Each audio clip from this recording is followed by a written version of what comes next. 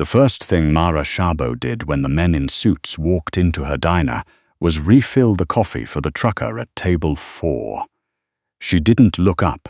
She didn't stop moving. 26 years old, 260 pounds of woman who had been on her feet since 5:30 that morning, and she was not about to let 3 men in Italian wool throw off her rhythm. "We're closed," she said, even though the open sign was still lit and it was barely past 11. The one in front, the one who walked like rooms belonged to him, didn't stop walking. His name was Aldo Crane. She didn't know that yet. She would learn it the way you learn everything about a man who decides your life is now his business.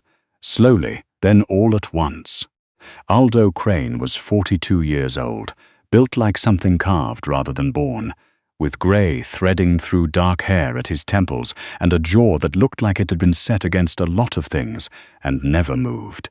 He wore no jewelry, no watch, just the suit, the silence, and the 2 men behind him who had the particular stillness of people who hurt other people for money. He sat down at the counter, not at a table. At the counter, right in front of Mara, like he was daring her to serve him. She set down the coffee pot. She folded her arms. She was wearing a yellow uniform that had been washed so many times it had faded to the color of old butter, and her dark hair was pinned up in a way that was functional rather than pretty. And she looked at Aldo Crane the way she looked at everything that tried to make her life harder than it already was. "I said we're closed. The sign says otherwise." His voice was low, unhurried, the voice of a man who had never once in his adult life been told no and had it stick. "The sign is wrong," Mara said. "It's been wrong for 3 years. The switch on the back is broken. You want breakfast? Come back at 6 tomorrow." One of the men behind him, heavy-set, with a nose that had been rearranged at some point, let out a short sound that might have been a laugh. Aldo Crane did not laugh. He looked at her with dark eyes that were taking inventory in a way she didn't like, the way a man prices something before he decides whether to buy it or burn it down. "You're Mara Szabo," he said. "You've done your homework. Your father owned this place." She went very still, not afraid still, the other kind, the kind that meant she was deciding something. "My father," she said carefully, "and this place is mine now, which means whatever conversation you think you're about to have, you're having it with me." Aldo Crane said nothing for a moment. He looked around the diner, at the cracked vinyl stools, the laminate counter with the burn mark near the register, the specials board where Mara had written today's soup in her square. No-nonsense handwriting.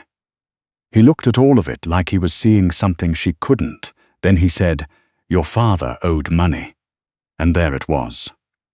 Mara had been expecting it for 8 months.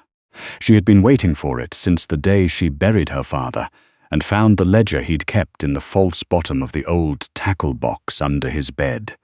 Columns of numbers in his careful handwriting, names she didn't recognize, amounts that made her stomach drop. She had been waiting for the knock on the door, the shadow in the parking lot, the men in suits walking in like they owned the air. She had done the math. She had prepared. What she had not prepared for was Aldo Crane, specifically. She had expected someone louder, someone who led with threats, someone who'd make it easier to hate him cleanly. "How much?" she asked. 62,000. The trucker at 4 was pretending to read his newspaper very hard. "Jimmy," Mara said without turning around, "your eggs are on the house today. Take them to go." The trucker didn't argue. He was up and out in under 2 minutes, and then it was just Mara and 3 men and the sound of the griddle cooling in the back. She put both hands flat on the counter. "My father," she said, "ran this diner for 31 years. He fed people. He stayed open during the blackout of 03. He gave credit to half the neighborhood during the recession and never once asked for it back. And whatever arrangement he had with you, whatever deal he made when he was scared or desperate or not thinking straight, that is not my debt. It becomes your debt," Aldo said, "when you inherit the asset. This diner isn't an asset. It's a building with a leaking roof and a grease trap that needs replacing and a Tuesday lunch rush that barely covers the gas bill. She met his eyes. You want $62,000 from a woman who made $43,000 last year before taxes. I'd like to hear what that plan looks like. Something shifted in his face. Not softness, more like attention. The particular attention of a man who has just realized the person across from him is not what he thought. There are other arrangements, he said. I don't want other arrangements. She said it flat and final, the way she said everything that wasn't up for discussion. I want to know what my father actually got for $62,000. I want to see documentation. And then I want to know what you're willing to accept in monthly payments that don't make me default on my supplier contracts. The man with the rearranged nose said, Lady, I didn't ask you, Mara said. She didn't even look at him. She kept her eyes on Aldo. Aldo Crane held up one hand and the man went quiet. Most people, he said slowly, don't negotiate with me. Most people probably haven't run a small business for 3 years on a wing and a prayer, and whatever their dead father left them, Mara said. I've been negotiating since I was 19. Sit down. I'll make you coffee.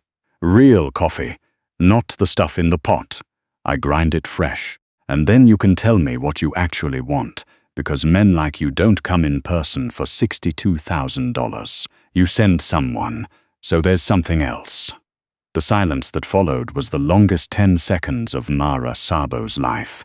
Then Aldo Crane said to the man with the rearranged nose, Wait outside. They sat at the counter. Mara ground the coffee.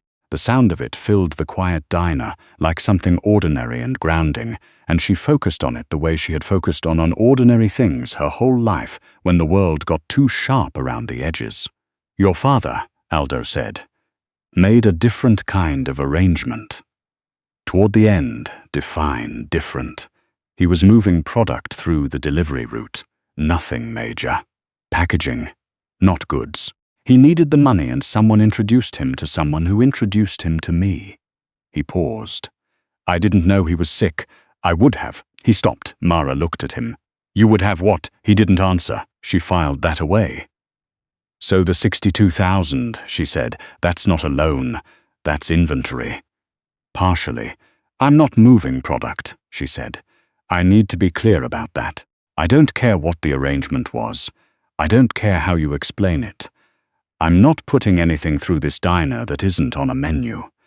This place is all I have left of him, and I'm not going to let it become that. What are you willing to do? She looked at the window. The street outside was doing its ordinary Thursday morning things. A woman walking a dog, a delivery truck double parked, a kid on a bike who was definitely not wearing a helmet. This diner sits on the corner of 2 delivery routes, she said. I have a walk-in cooler that runs cold and consistent. I know this neighborhood. I know every shop owner within 6 blocks, and I've been keeping my father's books since I was 15. I'm not moving product. She turned back to him. But I have other skills, and I'm open to a conversation about what those are worth. Aldo Crane looked at her for a long moment. You're not scared, he said. I am absolutely scared, Mara said. I'm just not going to let you see it until after we've agreed on terms. That should have been the end of it. A business arrangement, clean lines, nothing personal. Mara would handle certain logistics, scheduling, routing, nothing that would ever show up on a manifest, and Aldo's organization would consider the debt restructured. Monthly meetings to review. She'd see him once a month, maybe less. That was the plan. What actually happened was that the second meeting ran 3 hours because Mara discovered a significant accounting error in the figures his organization had attributed to her father, which turned out to shave $19,000 off the balance. And when she laid the documentation out on the counter, receipts, dates, cross-referenced against her father's ledger, Aldo Crane sat very still and looked at her like she was something he hadn't seen before. Where did you learn to do this? He asked. Night classes, community college. 2 years of accounting before I had to drop out to take care of him. She stacked the papers neatly. You should know that whoever's been doing your books has been skimming. Not a lot, small enough to miss, but consistently, over about 18 months. Silence. I'm not saying that to get anything, she added quickly. I'm saying it because it's in the documentation I just handed you, and you'd figure it out yourself eventually. And I'd rather you know I found it first, so there's no question later about what I did or didn't know. Aldo Crane picked up the top sheet. He studied it. Show me, he said. She showed him. An hour later, the man with the rearranged nose, whose name turned out to be Terence, brought them sandwiches from the place 2 doors down because neither of them had moved and it was past 1 o'clock, and Mara ate half of hers with one hand while she walked Aldo through the discrepancy patterns with the other, and at some point she looked up and realized he was not looking at the papers anymore. He was looking at her. What? She said. Nothing. He looked back down. Keep going. The third meeting he came alone, Mara noticed. She made the coffee, she pulled out the folder, and they worked through the month's figures like professionals, and the whole time she was aware of him in a way she hadn't been before, which annoyed her considerably. Aldo Crane was not a safe man. He was not a good man, in the way that accountants and elementary school teachers and people who remembered to floss were good. He was a man who ran a criminal organization with a calm efficiency that she found, against all better judgment, deeply impressive. He was the kind of man her father would have crossed the street to avoid, and also probably would have found fascinating over a beer, because her father had been like that.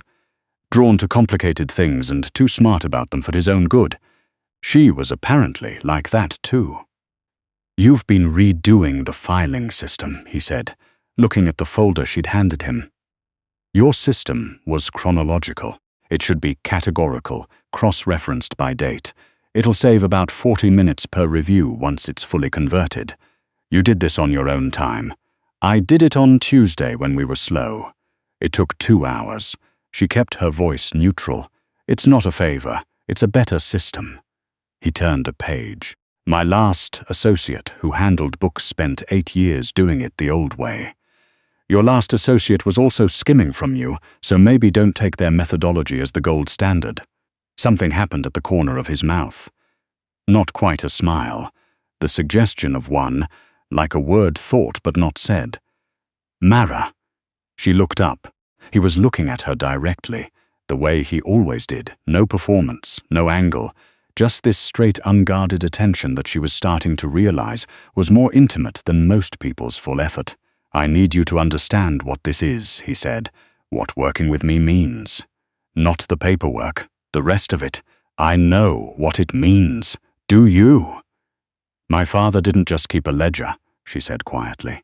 He kept notes, observations. He was careful that way. She met Aldo's eyes. I know who you are. I know what your organization has done. I know what kind of man I'm sitting across from. And I'm still sitting here because my options are limited and I'm practical, and because... She stopped. Because what?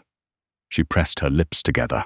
Outside, a bus went by, and the windows shuddered faintly in their frames, the way they always did, the familiar rattle that meant the whole building needed resealing, but she couldn't afford to do it until spring. Because you've been honest with me, she said finally, which I didn't expect. He held her gaze. The skimming, he said. I found the rest of it. It went back further than your documentation showed. The person responsible has been dealt with. I don't want to know what that means. No, you don't. She nodded. Is there anything else? He looked at her for a moment longer than was necessary. Then he looked back at the papers. No, he said. I think that covers it. In April, there was a problem. Mara got a call on a Wednesday mornings before the diner opened from a number she didn't recognize. The voice on the other end was male, young, with the particular quality of someone doing something that made them nervous. Mrs. Szabo, this is a courtesy call. Some people in the neighborhood have concerns about your current business relationships. We'd like to invite you to a conversation. Who's we? She asked. People who can offer you better terms." She said she'd think about it. She hung up. She stood in her kitchen for about 30 seconds. Then she called the number Aldo's man Terence had given her in case of emergencies. "Someone just tried to recruit me away from your organization," she said when Terence picked up. A pause. "What did you tell them?" "I said I'd think about it." A longer pause. "Did you?" "No. I'm calling you. But I need Mr.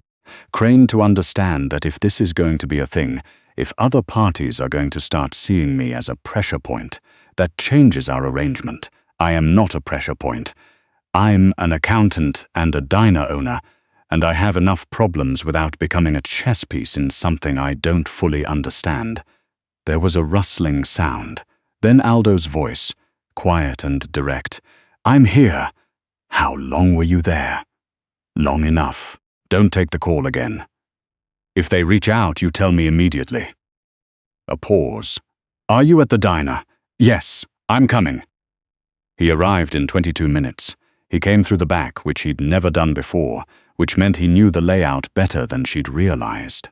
He came through the kitchen door, looking like he had moved fast to get there, and for just a moment, the smallest fraction of a moment, she saw something that was not the measured control she'd become accustomed to, something sharp and slightly unsteady. Then it was gone. "Tell me exactly what was said," he said. She told him. He listened. He asked 3 precise questions. He called someone and had a short, quiet conversation in which he said almost nothing, and then he stood in her kitchen for a moment with his back to her, looking at the wall. "This is my fault," he said. "I assumed." "I should have." He stopped, turned around. "I made a decision about how to restructure certain debts, and it created an opening that some parties decided to exploit. Your father's debt was visible. You became visible. Great. I'm going to fix it." "I know you are." She said it before she'd thought about it. He looked at her. She kept going because stopping would make it worse. "I know you're going to fix it because it's in your interest, and because you're good at this, and because in the 6 months we've been doing this, you've done exactly what you said you were going to do every single time. So I'm not panicking. I'm just telling you that when this is resolved, I want a conversation about," she gestured vaguely, "whatever this is, what I actually am in your structure. Because my father's indebted daughter who does your books is not a long-term category." He looked at her for a long moment. "No," he said quietly. "It's not. He dealt with it in 4 days. She didn't ask how.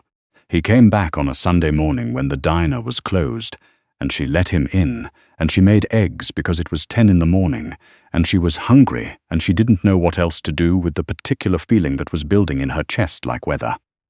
He sat at the counter. She stood on the other side of it, the same way they'd started 6 months ago, except nothing was the same. "It's handled," he said. "Good. I want to offer you a formal position." He said it carefully, like he'd thought about the words. I'm not talking about what we have now. This is a real position. You'd be overseeing financial operations for 3 of my businesses. Legitimate businesses, all of them. The salary is," he named a number. Mara set down the spatula. The number was 3 times what she made running the diner. "That's," she started. "You're worth it," he said. "More, probably. I've had accountants and CFOs and people with graduate degrees from schools that cost more than this building, and not one of them caught what you caught in a Tuesday afternoon with a folder and a cup of coffee." He paused. "And I trust you." She looked at him. "That's not something you say easily," she said. "No." "Why do you trust me?" "Because you could have used what you know to walk away 6 months ago. You could have gone to people who would have paid for it. You could have used the skimming discovery to negotiate something much better for yourself. You didn't. You just did the work. You told me the truth because it was the right thing to do, not because of what you'd get for it." He met her eyes. "In my world, that's not common." Mara looked at her eggs. They were going to be overdone if she didn't flip them. She flipped them. "If I take a position with you," she said, "this diner is still mine." "I wouldn't ask you to, and I'm not involved in anything that goes on a manifest. I've held that line for 6 months. I know you have, and if I ever have to walk away," she looked at him directly, "if I ever have to walk away, you let me." He was quiet for a moment. She could hear the griddle, the faint sound of the street outside, the refrigerator cycling on in the back. "I want to tell you something," he said. She waited. "I came here 8 months ago expecting to deal with a situation. I expected to walk in, establish terms, and leave." He looked at the counter, at the laminate and the old burn mark near the register. "I did not expect you." "Nobody expects me," Mara said. "That's generally worked out in life." "I can see that." She plated the eggs. She slid one plate toward him. She picked up her own plate and thought for a moment about going to sit at a table, putting some distance between them, making this a meal rather than a moment. She stayed at the counter. They ate without talking for a while, and the quiet was different from the early silences, less cautious, less charged, more like the quiet of two people who had gotten comfortable with each other's breathing. "I'll think about the position," she said. "All right. And Aldo." He looked at her. It was the first time she'd used his name directly. She watched him notice it. "If you send people to handle things on my behalf again without telling me first," she said, "I will redo your entire accounting system in the most unnecessarily complicated way I can think of, and then take a 2-week vacation." The corner of his mouth did the thing it sometimes did. "Understood," he said. She took the position. She kept the diner. She got there at 5:30 every morning, the same as she always had, and she made the coffee, and she did the prep, and she fed people, because that was what her father had done, and what she had done, and what this corner of the world needed someone to keep doing. She hired a second cook, a woman named Pat, who was 61 and had opinions about everything and could run a breakfast service in her sleep. And the diner found a new shape, one that didn't require Mara to carry it entirely alone. The financial work she did in the afternoons and evenings, at the table in the back that had become her desk, in the quiet after the lunch rush, when the light came through the windows at an angle that made the whole place look golden and temporary, the way good things sometimes did. Aldo came by on Thursdays, officially to review the week's numbers. He usually stayed later than the numbers required. They developed a habit of disagreeing about things, about risk tolerance, about certain operational decisions, about a management approach. He favored that she thought was inefficient, and eventually proved was inefficient with a spreadsheet that she presented to him on a Thursday in June with the particular satisfaction of a person who has been correct and can prove it. He looked at the spreadsheet. He looked at her. "When did you make this?" "Tuesday, when we were slow." "You made a spreadsheet on your own time to prove you were right about something." "Yes." He turned the spreadsheet around so it was facing her. He tapped the bottom line. "You're right," he said. "I know." He looked at her for a moment. "Most people don't talk to me like this. Most people haven't seen your accounting irregularities," she said. "It's hard to be intimidated by someone whose invoicing system you've rebuilt from scratch, is it?" "For me, yes, sorry." "Don't apologize."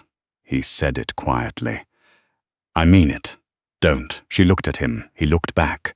Outside, the Thursday street was doing its Thursday things, unhurried and ordinary, and the light was doing the thing it did in June, where it came through the window at that angle and made everything look temporary and golden. She thought about her father, who had kept his notes carefully, and loved this neighborhood, and gotten into something he couldn't get out of, and left her the ledger in the false bottom of a tackle box, because he was trying to protect her even at the end. She thought about the $62,000 that was now $41,000 and dropping, because she had negotiated that too, quietly, over months, not making a big thing of it, just holding the line. She thought about what her life had been 8 months ago, the panic of the bills and the grief and the ledger in the tackle box and the weight of the building and the years stretching ahead of her with no particular shape. and what it was now, which was not simple or safe or ordinary, but was hers in a way that nothing had been before. "Thursday," she said. "Thursday," he agreed. He didn't leave when the numbers were done. She didn't ask him to. Pat had gone home, the diner was empty, and Mara made coffee, ground fresh, the way she always did for him now.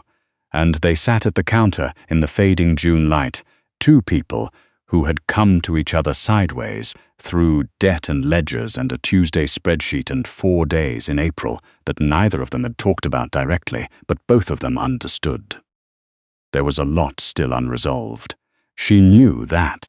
He was who he was, and that wasn't going to change.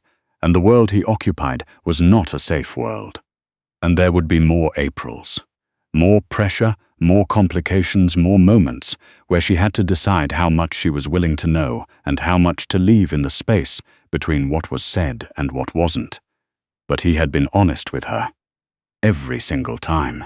And Mara Szabo, who had been running on practical and careful and one foot in front of the other for a very long time, found that she was not willing to walk away from the only person who had ever looked at her across a counter and seen exactly what was there. "The roof," she said. "What?" "I need to get the roof resealed before October, or the east corner is going to leak again." She wrapped both hands around her mug. "I have a quote. It's reasonable. But with the accounting change I made to the supply contracts last month, I could actually do it in September if the Thursday numbers hold." He looked at her. "You're telling me about the roof. I'm telling you about the roof." "Why?" She thought about it. The light was almost gone now, just a thin line of gold at the top of the window, and the diner was doing its evening thing, settling, cooling, the old building breathing the way it had for 31 years under her father, and however many years before that. "Because it's a big decision and you're the person I tell things to now," she said. "Whether that's what either of us planned or not." Aldo Crane set down his coffee cup.